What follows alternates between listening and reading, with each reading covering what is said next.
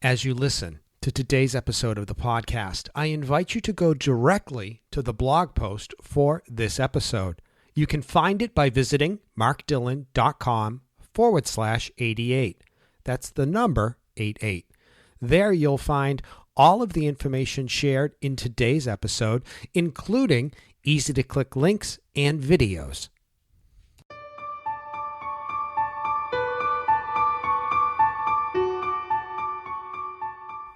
Imagine that you decide to start a blog, and it's a blog about food.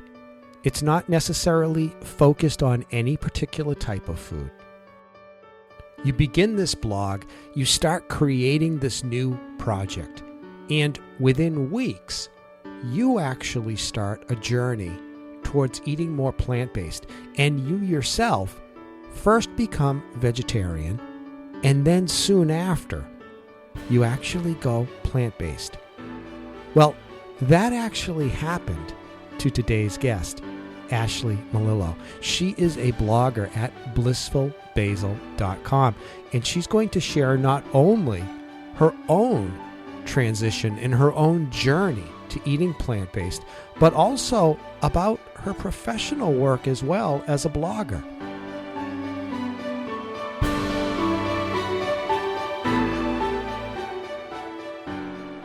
Ashley, I know you have a whole transition to eating plant-based vegan food. Can you first talk about initially growing up? What was it that you ate back then? I was lucky to grow up in a household where my mom really ate quite healthy, even though there was meat and dairy. The base of what we were eating was vegetables, fruits, healthy kind of nuts and grains. That was kind of the foundation for the foods that we ate in my house growing up. So from there, I know that you then transitioned into eating vegetarian food. What was it that brought about that moment for you? In August of 2010, it was during a trip to Ireland with my now husband, Dan, that I officially made the transition to vegetarian. We were in the Dingle Peninsula. I don't know if you've been there, but it's this breathtakingly beautiful place and lots of rolling green hills and the seaside cliffs. And we were had been out on a run one morning, and we saw a pasture full of sheep, and we were just kind of observing them a little bit. And then later that day, we took a drive through the actual Dingle Peninsula Loop and stopped at several points along the way. And at one point had seen this baby lamb and its mother and just kind of observed this interaction between the two. And that there was just something about that moment that really caused this sort of shift in me, where it was like everything came together, and I just kind of realized that there was this very strong sort of dissonance between my emotions around animals and how much I cared about them and my actions and the foods that were making their way onto my plate. And so we went to a restaurant later that night, and I had been ordering meat throughout the trip, but I looked down at the menu that night and I looked back up at Dan, and I just said, I can't do this anymore. I can't keep eating meat. So your transition then goes from vegetarian to now you're vegan. When was it that you started to make that transition from vegetarian to vegan? In March of 2014, but there was a period of about 6 months prior to that where I was probably 95% vegan. I had given up all dairy, and I think just like 1 or 2 eggs a week separated me from being fully vegan. And that was driven by ethical reasons primarily, and my love for animals and environmental things, but also I feel like those things hadn't been enough to kind of push me over the edge into fully making the decision. And it wasn't until I started realizing that the dairy was actually causing like this terrible stomach pain that was keeping me up at night.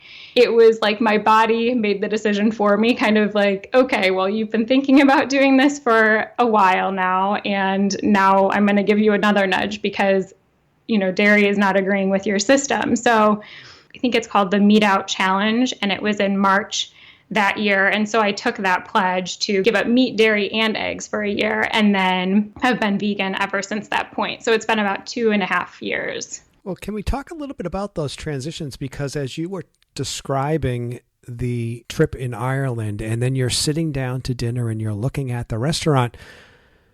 Am I right in saying that as you made that decision, there was maybe discomfort or unease in making a transition to something? And then from there, of course, it had to turn into a more positive thing. But is that right? I mean, how was that for you when you decided and you're sitting there like, this is what I need to do? What were the emotions that were coming up for you in that moment? I think for me, it was a lot of kind of reflecting back on, it was almost like I had been ignoring those feelings for a while, and I had gotten to a point where I couldn't anymore. And so feeling a little bit of discomfort, like I've been carrying on like this, even though I've been feeling this for a while. And so not a lot of guilt, but like this little bit of guilt for, I probably could have done this sooner, but also trying to be, self-compassionate too. And, we all are kind of on this journey where things change throughout the course of our life, and none of us are perfect. And I certainly am not. And so kind of coming to terms with those feelings. And then also, I think it's a big transition. None of my family or friends at the time were vegetarian. And so just, we live in a big city, which actually does make it easier in a lot of ways to eat out. But there are a lot of restaurant experiences that I figured I'd probably miss out on. But, there's still this attachment to sort of like the emotional attachment to memories with like cooking with my family and family dinners and things like that. So you don't have to give up those memories. You can still hold on to all of that and move forward in different ways. And my family has been so supportive of the choice, and they have opened not only like their minds to it, but also their kitchens. And they have been cooking more vegetarian, vegan foods ever since I made that transition over 6 years ago. So that's been really helpful. I know that looking at your website, you definitely have a focus with mindfulness, and there's a compassion side there as well. And I think that as you were describing your transition in that moment, that I think a lot of people have that awareness. I would imagine everybody that's listening right now has made the connection to the amount of suffering that's out there at different levels. But I think most people turn away from it, and then they just go back to eating the hamburger. But when you made that connection, would you say that at that time you also had a mindfulness practice, a way of being more grounded in the moment? And if so, do you think that helped you with that commitment and making that strong transition over time? That's a great question. Honestly, I think the trip itself there was something just that was shifting in me kind of throughout that trip, even kind of unrelated to the decision to go vegetarian. But when you're surrounded by, I don't know if you've been to Ireland, but it's such a stunning place. And I don't know, there was just something about feeling so connected with the environment around me, all of these animals, and just feeling very grounded by the experiences we had been having throughout this 2-week trip. And that, I think, in itself was almost this mindfulness practice that I had been having leading up to this point. And so I was just feeling very present in my emotions and in the experience. And I think that in and of itself helped me to just really connect to the heart of what I was feeling and why I was feeling that discomfort, and make a decision that would help alleviate it. Now, I know that looking at your website, you had started your blog just prior to that. Is that correct? To that trip? Yes. So, all right, great. So let's get into this, because when you first started the blog, did you have a whole other intention with where you were going with the food and what you were going to be posting? And then, of course, also you went from vegetarian to vegan, Talk about that transition of your blog during that time, because I think that that's really an interesting thing, that for some people, they wouldn't even put that out there. They would just continue with the work that they're doing. That's one thing, but then their own personal life is a different thing. How did that go for you? Yeah, it's been so funny, the timing of it all, because I think it's so serendipitous that I started the blog. It was literally, I think, 3 weeks after I started it that I went vegetarian. The transitions it's been interesting that it's kind of gone on this journey with me. And I think it's been interesting to share it kind of openly, like how I've transitioned with it. And it's funny because my blog, actually, I always say that it went vegan before I did, because I became so interested in cooking and creating vegan dishes that I had just stopped making vegetarian meals to post on the blog. And so I don't know, it's kind of funny. I think that was another thing that ultimately helped kind of push me into knowing that I could make the decision to become vegan and also stick with it, because when you're saying it in a more public platform, it definitely inspires you to, I don't know, just kind of stick with it and figure it out as you go along. Did you notice any feedback from those who were reading your blog as you were making the transition? Were you very clear that, hey, this is where the direction is going now when you went from, let's say, vegetarian to vegan? Or did it just kind of naturally, as you say, you were promoting those and so there was just a natural evolution? In other words, did people all of a sudden say, wait, this isn't the blog that I originally signed up for? What's going on here? Well, interestingly, I think people were actually more interested in the vegan recipes I had been sharing anyway. So it was kind of, I think it seemed natural to go that direction. But I actually did come out and say, I think it was a few weeks after I officially went vegan that I shared a post in which I officially kind of announced that I had made this decision to go vegan. And I kind of explained that it had been sort of this 6-month transition and some of the reasoning behind it. And so I did want to make it really clear and just be open with that, because, you know, you're living your own life and you're also sharing things on a blog or whatever the platform might be. Sometimes you forget that people don't have the same insights that you have into your everyday life. And so just being thoughtful to put out enough information, but I'm also careful to protect some things and not to share too much. And Ashley, I think that as I'm looking through your blog earlier today, you do something that not a lot of people do. And what I mean by that is you really have 3 core things that are important to you, which is combining, you know, exercise or movement, the plant-based eating, and also bringing more of a mindful awareness together. And I'd love for you to kind of talk about that, because I really see that each supports the other. And so could you just share more on, first of all, how that works in your own life and how you see others bringing that into their life? Absolutely. And I agree. I think each one of those things really supports the other.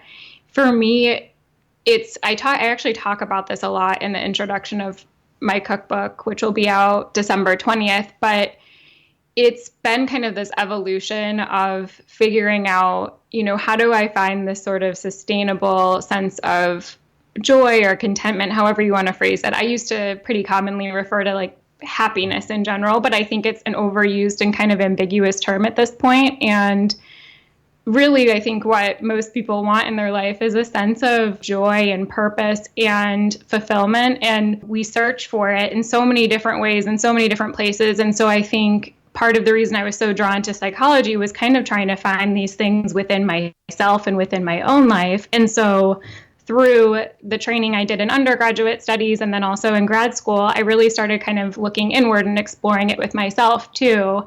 And with my diet changing too, you know, I went vegetarian and vegan for the reason of animal and ethical reasons and environmental reasons. But there's really been this completely unexpected piece of it, which is I felt much more content and peaceful and calm and just more grounded, I think, in my life because of the foods that I'm eating. And that's, you know, one part of, there's kind of like those 3 parts of the puzzle that kind of fit together and just create this foundation for wellness. And they're all very intricately related. And I don't think you can put all of your eggs in one basket per se, to use kind of a slightly inappropriate comparison. But it really has to be, like, for me at least, finding this sense of contentment and peace within my life has been putting all 3 components together and making adjustments where needed, and also being flexible too. Like I really try and eat a cleaner, whole foods, plant-based diet, but I'm not one to get in, or I really try and stay away from this sort of black and white thinking, like this is good, this is bad, because I think that creates some kind of dangerous thoughts and puts us into this corner of one way of living. And so just trying to keep an open mind, and like if I'm craving a vegan cookie and there's some processed sugar or gluten or whatever is in it, like I will have it. I'll enjoy, and enjoy it, because life is about balance, and there has to be that sort of flexibility and self-compassion too. Yeah, and I think that as you're describing that, how they really do work well together. I know just even today I was out walking with the dogs, and as I'm walking for two reasons. One is I'm walking because the dogs love the exercise. It's good for them. It's helping them. But it's also good for me, and I use that as a way to exercise and keep this body healthy. But while I'm doing it, I'm thinking, this plant-based food that I'm eating is fueling this to happen. And it just goes back and forth. And then, of course, you bring in the whole mindfulness that I'm aware that this is what I'm doing. And it's just this incredible sense that I think often that people miss out when they're focused on, just the eating of plant-based foods. Like, that's fantastic and that's great. And if that's all you want to do, but my goodness, it can be so much richer if you connect in other ways. It just makes it even deeper. Absolutely. I completely agree. Well, I love that you also have this, background with psychology, and I'm wondering if that has supported your own diving into eating plant-based foods and, looking at the desires that come up, because they do, as you said, sometimes the desire comes up for a really sweet processed cookie. And, how is it that you've worked with the desires that come up that aren't necessarily plant-based, and how did you make the difference to say, hey, this is really where I'm staying. I want to connect this way and keep eating this way? I think that comes from realize, kind of like you were saying with walking, when you feel so good and you have the energy to do the things that you love to do and you want to be doing, it's really reinforcing. And so it's almost like I might have a moment away, and I always, the cookies are always vegan when I do have them, but I always want to come back to what makes me feel most optimal, because it's just a more joyful way of living, and I can do the things that I want to do and have energy to, go out and explore the world in a way that I might not otherwise be able to do if I was not listening to my body and kind of respecting what it's saying. What would you say to someone, because I think that we do live in a society that is desirous of wanting everything our way, wanting it right now, and in many ways being able to get it that way, that we can simply get most of the things that we want, material-wise, by just clicking a button on our phone. And I think that then translates often for the desires come up that, I really want ice cream, and I don't care that it has dairy in it. I want. What would you say to somebody that's struggling with those desires that come up when they do want to ultimately be connected to eating plant-based? I think it's perfectly natural to have those desires. And I think sometimes too, it's simply the fact that we say that we can't have something that we end up wanting it more. So I think having a flexible perspective helps, but also I think it's so tempting to think that our happiness or joy lies on the other side of something, whether it's ice cream or it's a new job or a house or whatever it might be, but there is no shortcut to that. And so it's really kind of like shifting your habits every single day and making these small choices over time that kind of stick together and build up this foundation for feeling better and functioning in a more optimal way. And so, I think as a society, I think we would love so much for there just to be this quick fix to whatever ails us, but it just doesn't exist. It exists, but not in a shorthand form, if that makes sense. So it's really tuning into what your body is telling you, your mind is telling you, your spirit is saying, whatever it might be, and being patient enough to make choices that kind of vote in favor of that, and know that you probably won't feel the benefits immediately in that moment. Like But over time, if you keep kind of dropping coins into that like wellness bank, eventually you will start to notice the difference. And that's when the results, I think, really start to kind of self-sustain and reinforce themselves. You have your cookbook is coming out, and I'd love to talk a little bit about that. But before we do that, let's talk about the fact that this is a cookbook means that you like to cook. And can you share maybe your earliest memories of being in the kitchen and what that was like for you? Oh my gosh, I have so many.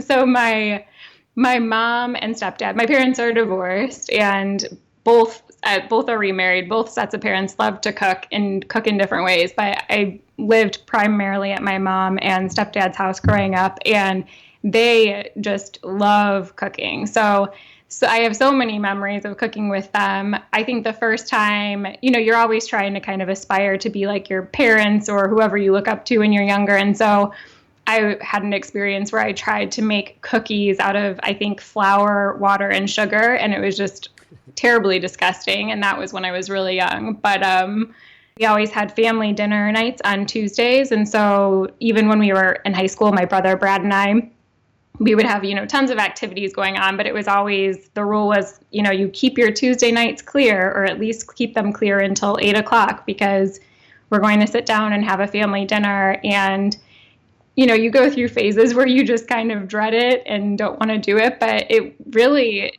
was such a great experience, and I think has helped shape a lot of what I want in the future for my family, and just kind of how my husband Dan and I live our lives. And yeah, so cooking is a big part of my background and my family. As you're describing those family dinners and those gatherings, there's this intimacy, there's this connection. And it is around food, but of course it's also around the family and the people as well. Now, as you've transitioned and you're eating vegan, there is a difference in the way that you're eating. Did you notice any kind of difference with the family connection? And how did you ultimately bring that back together so that you could still do what it is that you want to do, which is to eat plant-based and still have those incredible connections with family? I mean, I definitely noticed a difference. I think it was for sure slightly more difficult from vegetarian to vegan, but also completely workable. And I think a lot of it is just people, when they don't know something very well or they're not very familiar with it, it creates sort of this fear. And especially, I think, for my mom and stepdad, who would cook, they've been cooking so much throughout their lives and feeling like, oh shoot, I don't know what to cook her or to make, I don't know how to make this in the kitchen. And so kind of coming from this place of like, what do I do? And so what I did early on was just either hop in the kitchen with them or share recipes, or I would bring food over myself if I was coming from the city, and just trying to make it as easy as possible and like just not make it a big deal, trying to be flexible with what was there. Because sometimes, there might just be like a couple sides I could eat if it was at a holiday event or something like that. But I think it's just keeping an open mind and realizing that like the more flexible I was with my approach to navigating those new situations, the more open my family became to it, and the more they wanted to kind of step in and be like, you know what, I'm going to go on this hunt for these great vegan recipes, and I'm going to make you this whole spread of food, which my mom has done and my stepmom has done, and it's just so incredibly nice. So I think just keeping an open mind and maintaining that flexibility, that like it will work out. It just takes people time, a little bit of time to adjust to your transition. You've created all these great recipes that can become part of connections for others and their families. So can you talk a little bit about what your book is going to be offering to people? Because I know it's coming out very soon. Yes. So it's well over 100 plant-based vegan recipes, and every single recipe, except for a couple of like the pantry staples or sides like sauces and things like that, has a full page photo. So that it's a very visual book with a lot of color and vibrance to it, which that was something that was really important to me, just because I have a really hard time cooking from cookbooks if they don't have photos in them. And so I made it my mission to make it as visual as possible. And there's a lot of different kind of varying dishes. So there's a chapter on smoothies, a chapter on breakfast and brunch. I really kind of wanted to break it out and make it easier for people to, so like I think brunch is a particularly hard thing to veganize or to get to enjoy a vegan version of when you're eating out. So I wanted to do a chapter just on brunch. And so then there's also a whole chapter on power bowls. And so power bowls are kind of the same thing as like a rainbow bowl, if you've heard of that, where there's a lot of different little dishes or veggies that are nestled into the confines of one like oversized kitchen bowl. And so I love eating that way because it's a great way to enjoy a variety of flavors, a variety of nutrients, and I just have very inattentive taste buds. And so I like to have a lot of flavors in one day or in one meal. So it was important to me to do those kind of meals as well so people could enjoy them. And yeah, there's all sorts of stuff in there. Do you have a recipe that you could share with us? Yes. One recipe that's great for fall is this broccoli cheddar soup that's made with a base of pureed cauliflower and then also hemp seeds. And so it has a lot of plant-based protein, but is also incredibly savory, rich, and satisfying. Tastes to me just as good, if not better, than the original. And it's just won over a bunch of my family members as well. And it's really easy to make. So you can kind of prepare a big batch of it on a Sunday and then enjoy it throughout the week. It's one of my favorites. I think that's a fun thing to do too, that, you know, that cooking, it's almost, as you were talking about the family and those gatherings, in a sense that making a big batch now and then enjoying it later on, it just has that same feel that when you're making it, you're having fun and there can be some great connections. But then as family comes over on a Thursday afternoon, you can say, hey, I made this soup on Sunday. How about we just have a bowl? And it just is another way that you can connect in and really makes cooking that much more enjoyable. Oh, absolutely. I think cooking is all about, you have to make it fun. Otherwise, it's a chore, you know? And so whether you're cooking with a future event in mind or cooking for your family or alongside your family or even on your own, like there are so many ways to make it more enjoyable. And I think for sure preparing something in advance is incredibly helpful because you feel like you're getting something done that will kind of nourish and care for you throughout the week. And it just makes your life much easier as you go into the week and you know that you have sort of these meals set up to fuel you. But then also doing things in the kitchen that just make it more fun while you're spending time there, especially if you're preparing a bunch of recipes. Like something I love to do is just I have a playlist of like my favorite kitchen music and just a variety of songs where you can just like kind of sing and dance around. And it's totally goofy and like probably a little bit nerdy, but I think anything that pulls you in and makes you enjoy what you're doing is a good thing. Yeah, I love that kitchen music. That's a great title. Yeah.